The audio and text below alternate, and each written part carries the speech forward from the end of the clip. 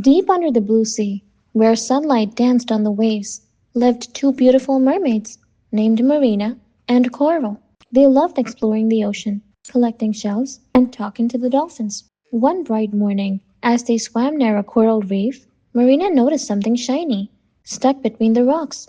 Look, Coral, what's that? She asked, pointing to the glittering object. They swam closer and found a glass bottle.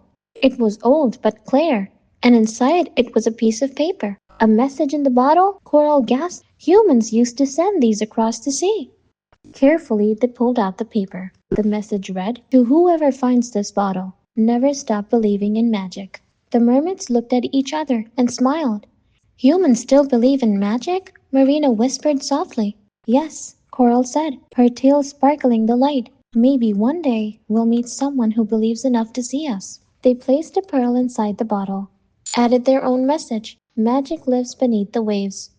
Then they sealed it and let it drift away with the current, back toward the world above. As the bottle floated to the surface, the mermaids swam around it, singing softly. Their voices echoed through the ocean, carrying a message of hope and wonder to anyone who still believed in magic.